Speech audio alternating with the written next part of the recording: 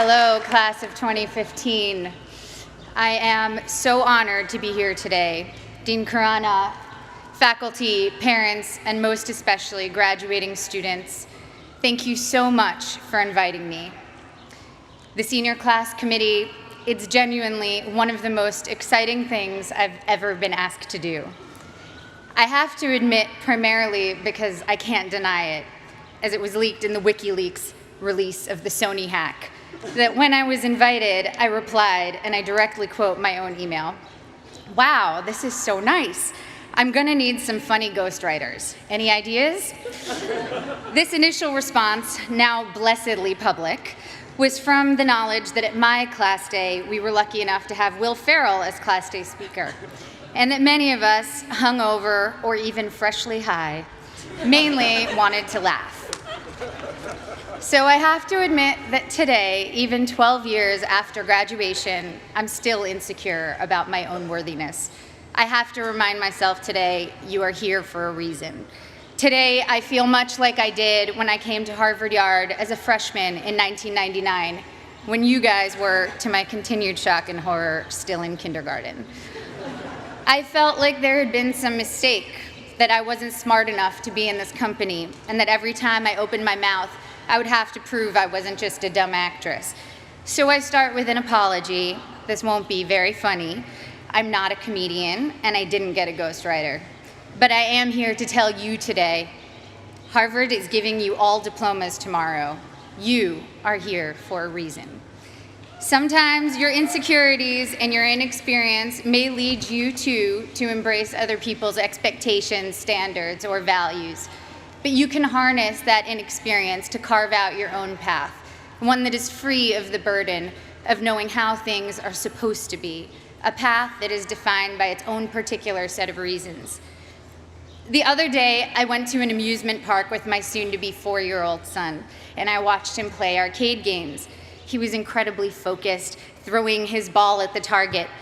Jewish mother that I am, I skipped 20 steps and was already imagining him as a major league player with what his aim and his arm and his concentration. But then I realized that when he won, he was playing to trade in his tickets for the crappy plastic toys. The prize was much more exciting than the game to get it. I, of course, wanted to urge him to take joy in the challenge of the game, the improvement upon practice, the satisfaction of doing something well, and even feeling the accomplishment when achieving the game's goals. But all of these aspects were shaded by the little 10-cent plastic men with sticky, stretchy blue arms that adhere to the walls. That was the prize. In a child's nature, we see many of our own innate tendencies. I saw myself in him, and perhaps you do too. Prizes serve as false idols everywhere. Prestige, wealth, fame, power. You will be exposed to many of these, if not all. Of course, part of why I was invited to come speak today, beyond my being a proud alum, is that I've accrued some very coveted toys in my life, including a not-so-plastic, not-so-crappy one, an Oscar. So we bump up against a common trope, I think, of the commencement address, people who have achieved a lot telling you that the fruits of achievement are not always to be trusted. But I think that contradiction can be reconciled and is in fact instructive. Achievement is wonderful when you know why you're doing it, and when you don't know, it can be a terrible trap. I went to a public high school on Long Island, Syosset High School.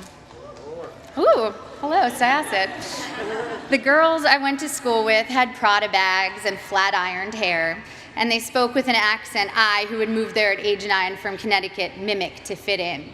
Florida oranges, chocolate cherries. Since I'm ancient and the internet was just starting when I was in high school, people didn't really pay that much attention to the fact that I was an actress. I was known mainly at school for having a backpack bigger than I was and always having whiteout on my hands, as I hated seeing anything crossed out in my notebooks. I was voted for my senior yearbook most likely to be a contestant on Jeopardy, or code for nerdiest. When I got to Harvard, just after the release of Star Wars Episode I, I knew I would be starting over in terms of how people viewed me. I feared people would assume I had gotten in just for being famous, and that they would think I was not worthy of the intellectual rigor here. And they would not have been far from the truth. When I came here, I had never written a 10-page paper before. I'm not even sure I'd written a 5-page paper. I was alarmed and intimidated by the calm eyes of fellow students who came here from Dalton or Exeter, who thought that compared to high school, the workload here was easy. I was completely overwhelmed and thought that reading 1,000 pages a week was unimaginable, that writing a 50-page thesis was just something I could never do. I had no idea how to declare my intentions. I couldn't even articulate them to myself. I'd been acting since I was 11, but I thought acting was too frivolous and certainly not meaningful. I came from a family of academics and was very concerned with being taken seriously. In contrast to my inability to declare myself, on my first day of orientation freshman year, 5 separate students introduced themselves to me by saying, "I'm going to be president. Remember I told you that." Their names, for the record, were Bernie Sanders, Mark Rubio, Ted Cruz, Barack Obama, and Hillary Clinton. In all seriousness, I believed every one of them. Their bearing and self-confidence alone seemed proof of their prophecy, where I couldn't shake my self-doubt. I got in only because I was famous. This was how others saw me. It was how I saw myself. Driven by these insecurities, I decided that I was going to find something to do at Harvard that was serious and meaningful, that would change the world and make it a better place. At the age of 18, I had already been acting for 7 years and assumed I'd find a more serious and profound path in college. So freshman fall, I decided to take neurobiology and advanced modern Hebrew literature because I was serious and intellectual. Needless to say, I should have failed both. I got B's for your information, and to this day, every Sunday, I burn a small effigy to the pagan gods of great inflation. But as I was fighting my way through Aleph Bet Yehoshua in Hebrew and the different mechanisms of neural response, I saw friends around me writing papers on sailing and pop culture magazines, and professors teaching classes on fairy tales and the Matrix. I realized that seriousness for seriousness' sake was its own kind of trophy, and a dubious one, a pose I sought to counter some half-imagined argument about who I was. There was a reason I was an actor. I love what I do. And I saw from my peers and my mentors that that was not only an acceptable reason, it was the best reason.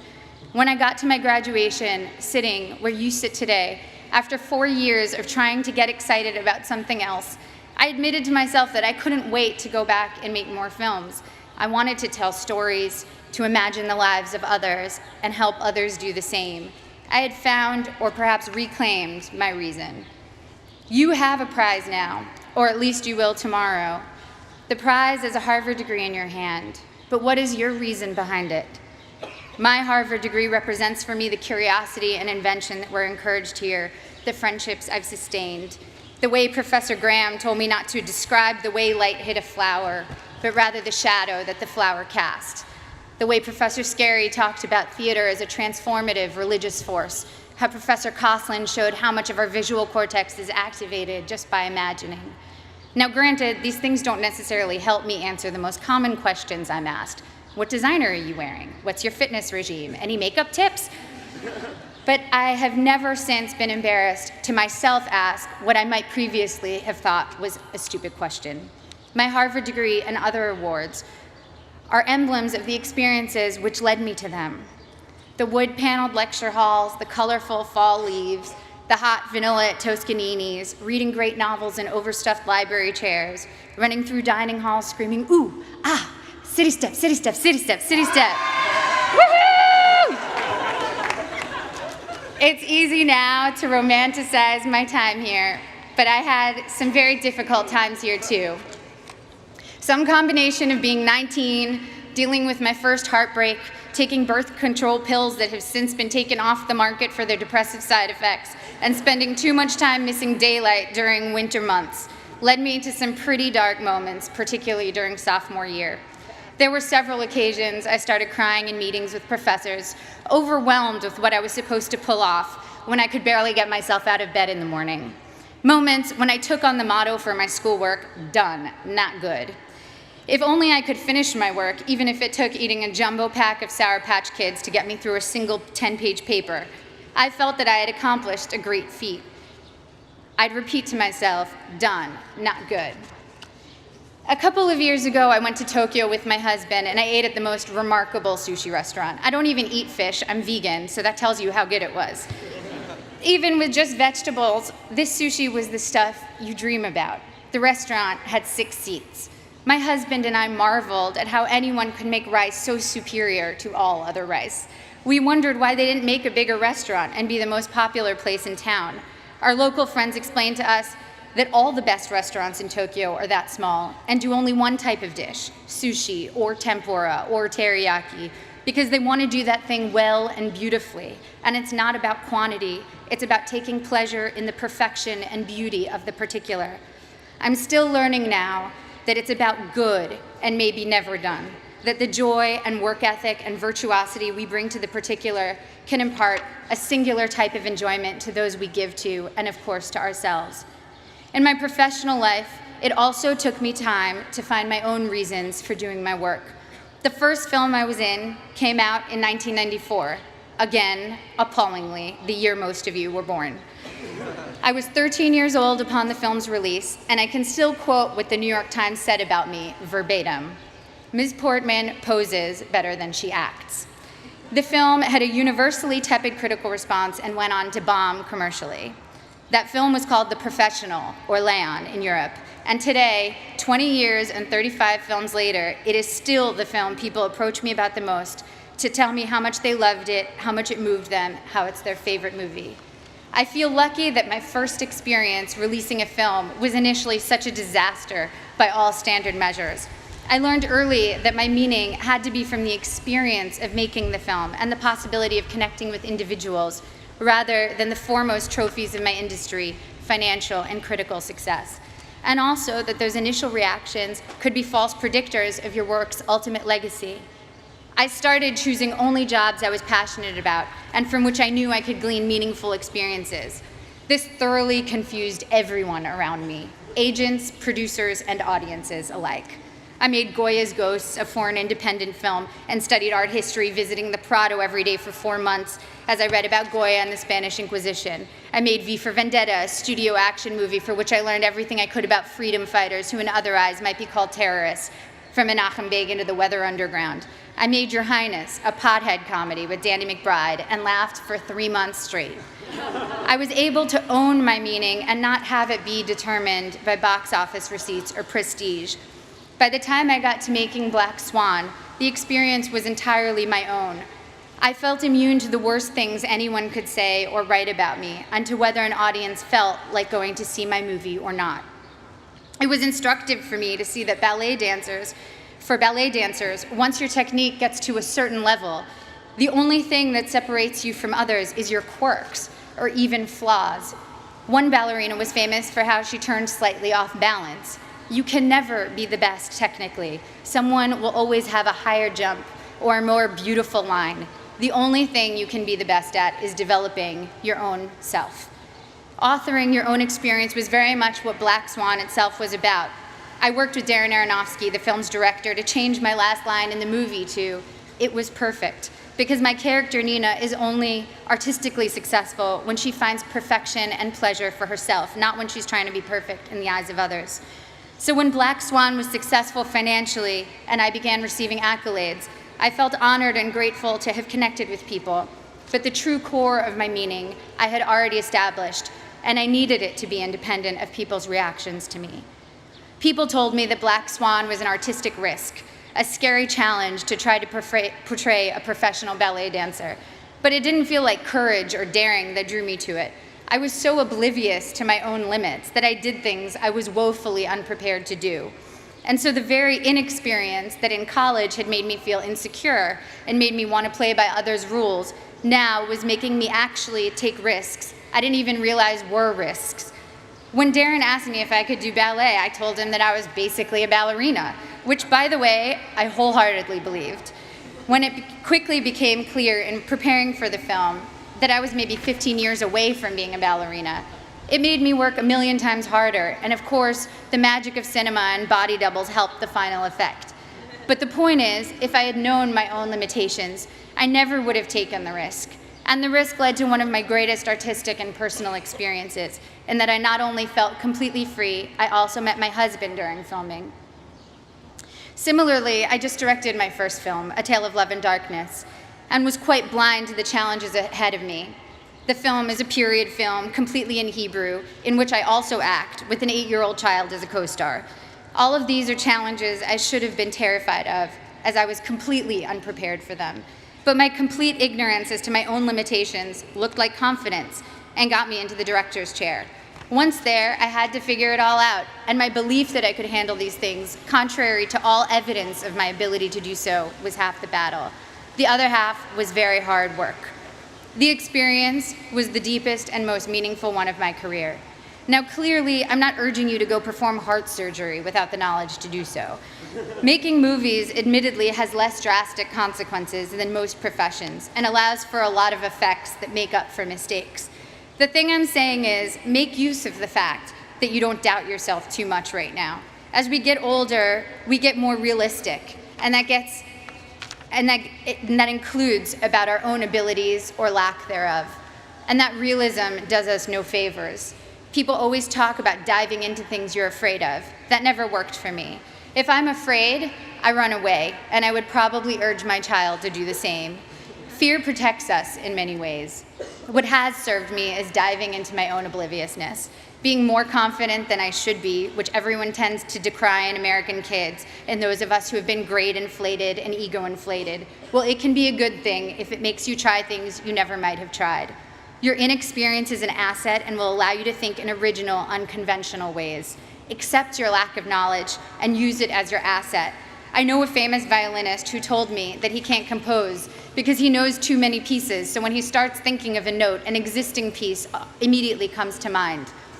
Just starting out, one of your biggest strengths is not knowing how things are supposed to be. You can compose freely because your mind isn't cluttered with too many pieces, and you don't take for granted the way things are. The only way you know how to do things is your own way. You here will all go on to achieve great things. There is no doubt about that. Each time you set out to do something new, your inexperience can either lead you down a path where you will conform to someone else's values, or you can forge your own path, even if you don't realize that's what you're doing. If your reasons are your own, your path, even if it's a strange and clumsy path, will be wholly yours, and you will control the rewards of what you do by making your internal life fulfilling. At the risk of sounding like a Miss America contestant, the most fulfilling things I've experienced have truly been the human interactions. Spending time with women in village banks in Mexico with Finca, a microfinance organization, meeting young women who were the first and only in their communities to attend secondary school in rural Kenya with Free the Children, a group that builds sustainable schools in developing countries, trekking with guerrilla conservationists in Rwanda. It's a cliche because it's true, that helping others ends up helping you more than anyone. Getting out of your own concerns and caring about someone else's life for a while reminds you that you are not the center of the universe, and that in the ways we are generous or not, we can change the course of someone's life. Even at work, the small feats of kindness crew members, directors, fellow actors have shown me have had the most lasting impact. And of course, first and foremost, the center of my world is the love I share with my family and friends. I wish for you that your friends will be with you through it all, as my friends from Harvard have been together since we graduated. My friends from school are still very close. We have nursed each other through heartaches and danced at each other's weddings. We've held each other at funerals and rocked each other's new babies. We've worked together on projects, helped each other get jobs, and thrown parties for when we've quit bad ones. And now our children are creating a second generation of friendship as we look at them toddling together, haggard and disheveled working parents that we are. Grab the good people around you, don't let them go. The biggest asset this school offers you is a group of peers that will be both your family and your school for life. I remember always being pissed at the spring here in Cambridge, tricking us into remembering a sunny yard full of laughing frisbee throwers after 8 months of dark, frigid library dwelling. It was like the school had managed to turn on the good weather as a last memory we should keep in mind that would make us want to come back. But as I get farther away from my years here, I know that the power of this school is much deeper than weather control. It changed the very questions I was asking.